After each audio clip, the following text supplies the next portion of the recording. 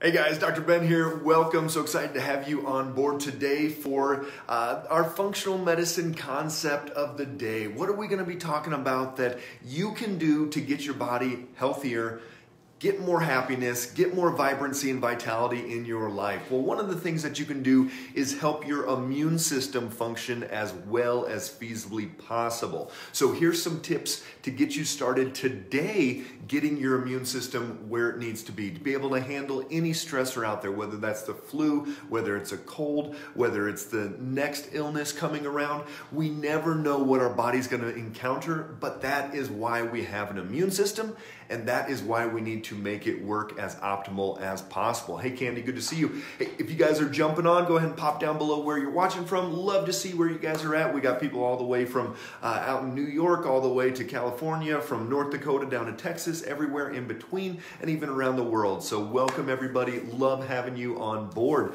If you're new to the page, like or follow. Lots of information out here. Try to educate you guys in as many real world things that you can do for your health day in and day out. So welcome. Also share this with anybody that you know that is looking for this as well. Hey guys, we've got Illinois, we've got Florida, Colorado here. So Functional Medicine Centers, Fort Collins, Colorado, Phoenix, Arizona, soon to be Nashville, Tennessee as well. Sherry in Kansas, good to see you. All right, so what can you do to help your immune system? We've been hearing from our politicians, from doctors, from leading sources for months now, social distance, wear a mask, clean everything down, all these different things. Hey Robin, good to see you there in, you got some snow in Nebraska. We're bone dry out here. So we've been hearing this for months. Do all these things to be safe, which is fine. And yet, what can you do to actually be strong? And this is the vital part that you need to take action on today to get your immune system as working. Even strong is a great word, but just modulating it. So it's like a teeter-totter. You want it to turn up at the right time and turn down at the right time, and you want it to go up and down, up and down. And that's a properly functioning immune system. Up all the time, you start getting autoimmune. Down all the time, you get every little cold coming around. So you've got to modulate that. Okay, let's jump into this. What can you do today to get that immune system working better?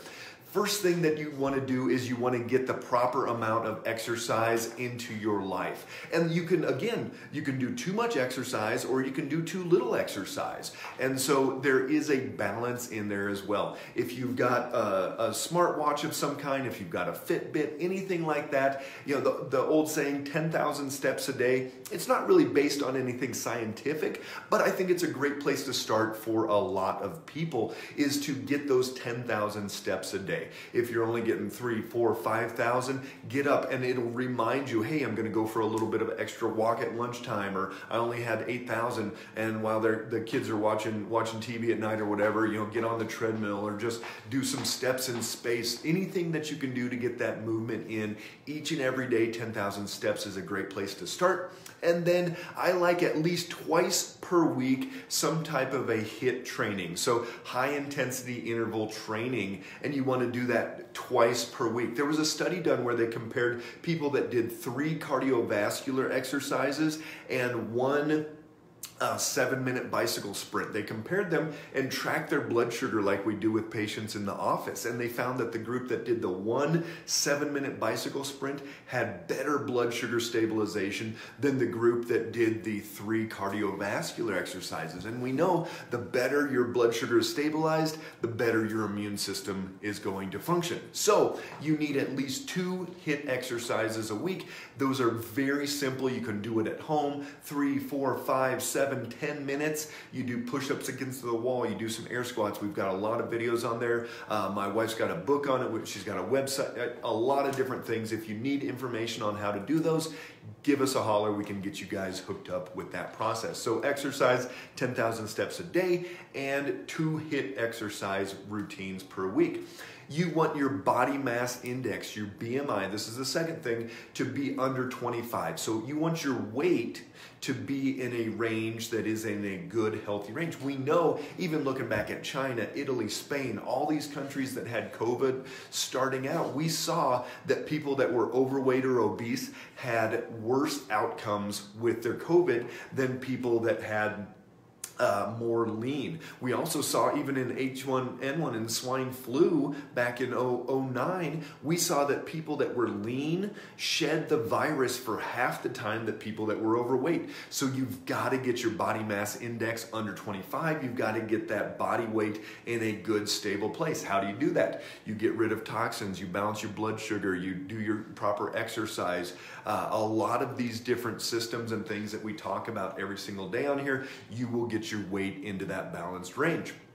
So number 3, you want to get that proper sleep. Sleep is huge for the immune system. Look at how many times people pull all-nighters as they're going through finals or whatever. They've got stress in life, and then they come down with a cold, or they get some type of flu or immune system dysfunction there. So sleep is crucial. We have to have our sleep hygiene we talk about. We've got lots of videos on this. You can search our YouTube page. You can look back at other Facebook videos.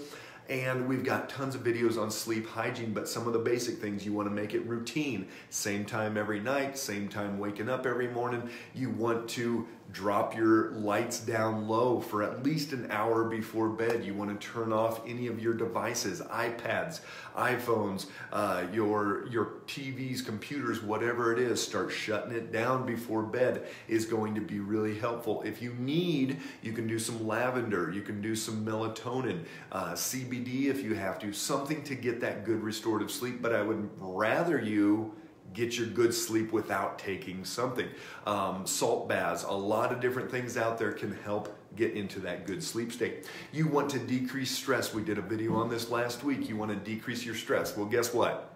Everybody's got stress, right? Give me a thumbs up if you gave up stress for New Year's. Well, nobody probably did that, so give me a thumbs down if you didn't do it.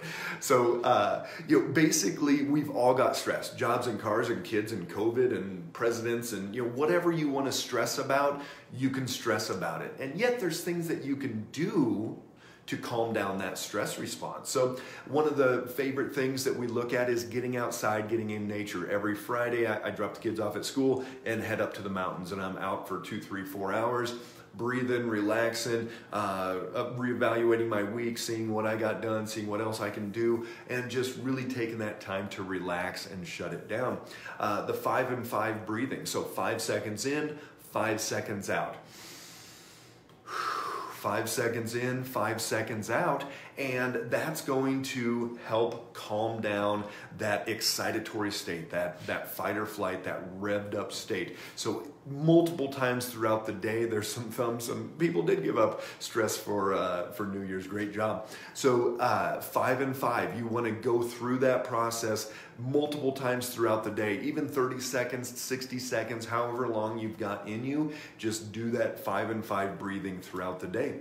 Another thing you want to do is you want to practice gratitude every single day. A lot of people, give me a thumbs up if you guys have a gratitude or a thankful journal. A lot of people are doing that nowadays. And so every night, every morning, 5 things, 10 things, whatever you want to do, write down what those are and go through that process. So have that gratitude journal, and then practice forgiveness. You want to practice forgiving people. There's some thumbs up. Great job, guys, being grateful out there. And then you want to practice forgiveness. Look through your life who you can forgive. Look through your life who you know that you're still holding on to things with, who you're still holding a grudge with, who you need to forgive, whether that's family or friends or any different thing. You've got to let it go. So decrease your stress. Get outside, 5 and 5 breathing. Gratitude and forgiveness. Start there. Do it today. Something that you can do every single day. If you are smoking, if you are drinking alcohol, decrease those to an absolute minimum. This is our 5th thing that you can do. Decrease your alcohol and your smoking. They both are going to drop your immune system. Get those as little as possible. So if you are smoking, you can do acupuncture to get rid of smoking. You can do a lot of different things to stop smoking, and alcohol alcohol. A lot of people I know started drinking a bunch more during this COVID time. Back off. You've got to let that go. Hey, Candy, good to see you there in South Carolina. So you've got to get that alcohol down to a minimum.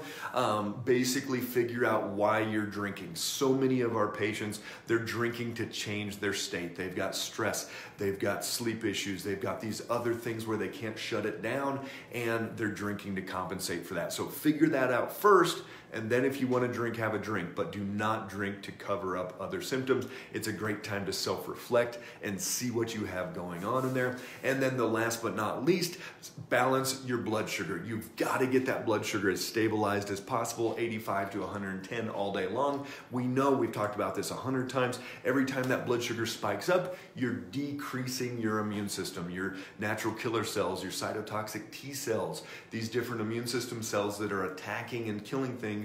You need to calm that blood sugar down, get it as stable as possible, because every spike you're going to cause more problems. So stabilize that blood sugar. All right, so those are the key things that you can start doing. How about what you could start taking today to help that immune system?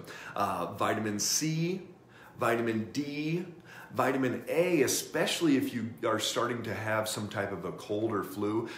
With some people, they'll go upwards of 10,000, 20,000, 30,000 per day for a few days if they are having a cold or flu or some symptoms coming on. Just make sure if you are pregnant, you want to confirm that with your doctor before taking vitamin A. But vitamin C, D, A, and zinc.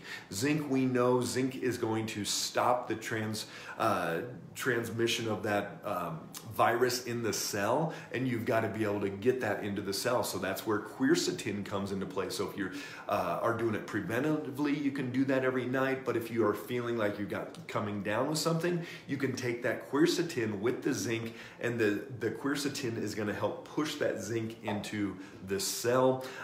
Interesting enough, the FDA just changed ivermectin. And give me a thumbs up if anybody's got ivermectin on hand or taking ivermectin.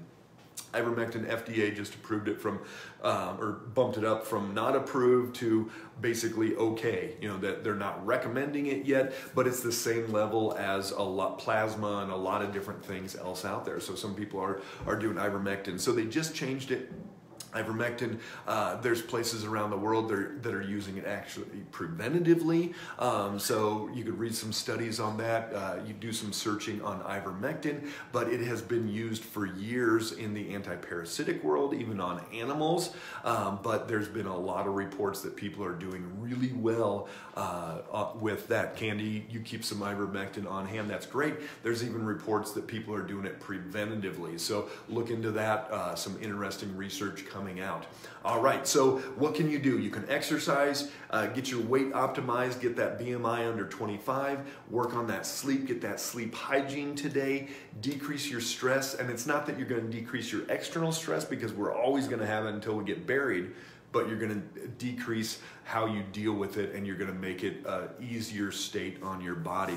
You're going to get your alcohol and smoking as low as possible, balance that blood sugar, and then what you want to take, vitamin A, C, D, zinc, some quercetin to help in there, and then if you are even in a concerned risk range, look at into the ivermectin, and there's a lot of research coming on that as well. So hope this helps you guys. Do these things today. Don't wait till tomorrow. Don't wait till the next day, or when it's going to be easy, or when it's the right time.